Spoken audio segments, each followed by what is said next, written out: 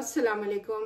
Story जो आपके साथ शेयर कर रही हूँ कि उसने किस तरह अपनी बच्ची को सेव किया। तो वो कहती है, मैंने जब अपनी बेटी का फ़ोन चेक किया तो मुझे एकदम इतना बड़ा झटका लगा देखकर कि मैं रोना शुरू हो गई, चीखना शुरू हो गई।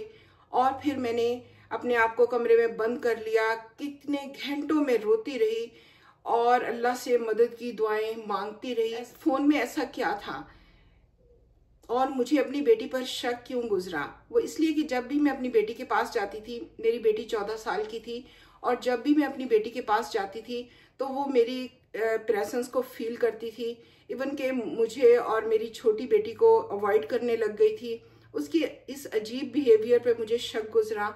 और एक दिन वो स्कूल गई हुई थी तो मैंने उसका फ़ोन चेक किया और फिर ये सब देखने को मुझे मिला। वो उसको कह रहा था कि अपनी तस्वीरें भेजो, अपने घर की वीडियोस भेजो, अपने सिबलिंग्स की तस्वीरें भेजो, और भी पर्सनल इन्फॉर्मेशन उससे मांग रहा था। और उसको सेक्सुअल जोक्स, रील्स और मीम्स भेज रहा था जिसको वो इवन अंडरस्टैंड भी नहीं करती थी। और शुक्र है अल्लाह का कि उसने तस्वीरें भेजने से इनकार कर दिया, मगर वो इसरार कर रहा था। ये मेरी ज़िंदगी का मुश्किल तरीन दिन था। इसमें सारा उसका सोल्यूशन, पॉइंट्स, टिप्स वीडियो में दिए गए हैं। सो इस वीडियो को एंड अप तक देखें। उसके फ़ोन को देखने के बाद जब वो घर वापस आई तो मैंने उस चीखी चिल्लाई उस पर, उसको मारा और उसको कमरे में बंद कर दिया और उससे उसकी टैबलेट वापस ले ली। और फिर मैंने अपने आप को संभाला। और जैसे कि हमारे घर में अच्छा बुरा अपने बच्चों को बताते थे और कभी हार्श वर्ड नहीं यूज़ करते थे बच्चों के साथ, और ना ही हमने कभी अब्यूज़ किया था बच्चों को। तो इसी रवैये को मैंने, बल्कि इससे भी ज़्यादा अब मैंने फैसला कर लिया कि अपनी बच्ची के साथ इससे भी ज़्यादा मेरा लविंग बिहेवियर होगा। मैंने सोचा कि अगर मैं अपनी बेटी से बात करूँगी और उसको समझाऊँगी कि एक स्ट्रेंजर पर ट्रस्ट नहीं किया जा सकता है, तो जैसे वो हमेशा मेरी बात समझ लेती है, समझ जाएगी। जब मैंने उससे बात की, बहुत कामली, प्यार से मैंने उससे बात की, लेकिन उसका रिएक्शन देखकर मैं परेशान हो गई। सो अग्रेसिवली उसका बिहेवियर था। इतना गुस्से में चीखना शुरू कर दिया, रोना शुरू कर दिया उसने। और उसने कहा कि ये सारी जो मेरे मिजरेबल कंडीशन है इसकी ज़िम्मेदार आप हैं। आप मुझे ना फ्रेंड्स के घर नाइट स्पेंड करने देती हैं, स्लीप ओवर, मुझे अपने फ्रेंड्स के साथ स्लीप ओवर नहीं करने देती, किसी दूसरे सिटी में जाने नहीं देती। उसने मुझे बताया कि वो ही एक उसका दोस्त है जो टीनेज के बच्चों की प्रॉब्लम्स समझ सकता है और मैं उससे बातें किए बगैर नहीं रह सकती, मैं मर जाऊंगी। उसने कहा कि अगर आपने मेरे साथ इसी तरह ही करना है तो फिर मैं खुदकुशी कर लूंगी। और इस सारी कन्वर्सेशन के दौरान वो कांप रही थी जैसे कि एक एडिक्टेड पर्सन करता है। तो मैं बहुत परेशान हो गई। और फिर मैंने उसके पापा से भी बात की, उनको भी एतमाद में लेना ज़रूरी था, खुदा ना खास्ता कुछ भी हो जाता। तो मैंने सारी बात उनको नहीं बताई क्योंकि वो अपने गुस्से पर काबू नहीं रख पाते और वो इस सिचुएशन में इतने लविंग और कामिंग नहीं हो सकते थे।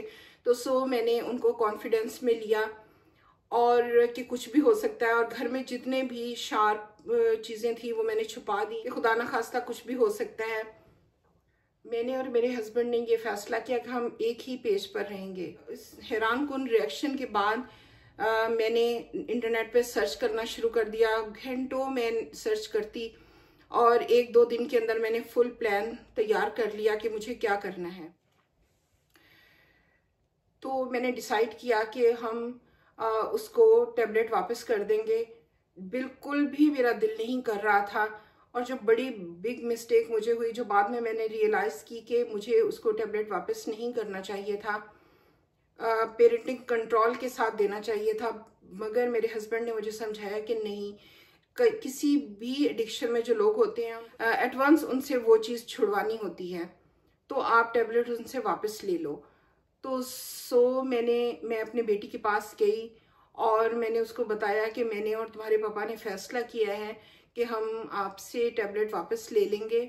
तो ये इस वजह से है ताकि आप अपनी गौर फिक्र कर सको, सोच सको, अपनी ज़िंदगी पे फोकस कर सको, आपको टाइम चाहिए है। उसने भीख मांगनी शुरू कर दी, रोना, चीखना, चिल्लाना शुरू कर दिया और घंटों वो रोती, चीखती, चिल्लाती रही। और मैं उसको प्यार करती रही, हग करती रही और उसको काम डाउन करती रही। कभी कभी वो पिलो के अंदर सर दे के रो रही होती थी और मैं उसके पास जाकर उसको प्यार करती, हग करती, और मैंने उसके साथ 24 घंटे गुजारने शुरू कर दिए। मगर मैं इस टॉपिक को कभी डिस्कस नहीं करती थी। मैं उसके विड्रॉल के सिम्टम देख रही थी। वो अपनी बॉडी को शार्प पेंसिल से स्क्रैच करती थी और कभी कभी अपने बाल भी काट लेती थी। और 2-3 हफ्ते तक मैंने उसकी बच्चों की तरह टेक केयर की। मैं उसकी पसंदीदा जगहों पर लेकर गई, रेस्टोरेंट में उसको खाने खिलाए, उसको कपड़े बाय करके दिए, उसको टॉयज, जो चीज़ वो कहती मैं उसको शॉपिंग करवाती। स्कूल के फ्रेंड्स को मैंने घर पे बुलाया और उनके साथ मूवी टाइम स्पेंड करते और समटाइम स्लीप ओवर करते। और मैंने उसके साथ बहुत ज़्यादा टाइम स्पेंड करना शुरू कर दिया, उसको बहुत ज़्यादा प्यार करना शुरू कर दिया। अब वो कंफ्यूज्ड थी कि वो मुझसे नफ़रत करे या मुझसे मोहब्बत करे। इसी तरह बहुत सारे हफ्ते गुजर गए। कुछ हफ्तों के बाद वो तैयार थी कि वो मुझसे बात करे और अपनी सिचुएशन को एनालाइज करे। और मैंने उसको सारे नताइज बताए कि हम उसको सारी चीज़ें उसकी वापस कर देंगे, लेकिन उसको कुछ बाउंड्रीज होंगी जिसको उसको ओबे करना होगा, नहीं तो फिर ये सिचुएशन चेंज नहीं होगी और हम सारी चीज़ें वापस ले लेंगे। और मैंने उसकी स्कूल की टीचर से बात भी की और उससे कहा कि मेरी मदद करे, और उसने मदद का वादा किया। उसने कुछ टॉपिक्स उसको दिए जिस पर नेट पे सर्च करना था, जैसे जो इंटरनेट पर क्राइम्स होते हैं या फ्रॉड होते हैं। मैंने उसको बताया कि मैं आप पर कंप्लीटली ट्रस्ट करती हूँ, आपको बहुत मोहब्बत करती हूँ। और मैंने उसको टैबलेट वापस कर दी, जो कि मेरे लिए टैबलेट वापस करना बहुत ही मुश्किल लग रहा था। 1 साल के बाद वो मेरे पास आई और उसने कहा कि आप ठीक कह रही थी, और मैं इस लम्हे का बड़ी बेताबी से इंतज़ार कर रही थी। और मैंने उसके सामने मुस्कुराई, मगर वॉशरूम में जाकर बहुत रोई। हर दिन मैं अपने हस्बैंड से कहती थी कि कुछ हो गया तो, और मेरे हस्बैंड जवाब देते थे कुछ नहीं होगा, दुआ करो। मोहब्बत, दुआ, कूलनेस और कम्युनिकेशन मेरी स्ट्रेंथ थी, जिसको मैंने इस्तेमाल किया, और ये मेरे लिए बहुत मुश्किल था। और ये मैं स्टोरी सब मदर्स के लिए शेयर कर रही हूँ, क्योंकि आजकल हमारे बच्चे बहुत ज़्यादा चैलेंजेस का सामना कर रहे हैं, और उससे उम्मीद है कि बहुत सारी मदर्स को इससे फ़ायदा मिलेगा, क्योंकि हम एज अ पेरेंट एक दूसरे के एक्सपीरियंस से बहुत कुछ सीखते हैं। और इसमें मैंने ऑनेस्टली हर चीज़ को शेयर कर दिया है कि किस तरीके से मैंने अपनी बेटी को सेव किया। और जो लोग भी मुझे सुन रहे हैं, देख रहे हैं, सबको अल्लाह की हिफाजत में देती हूँ। फ़ी अमानिल्लाह।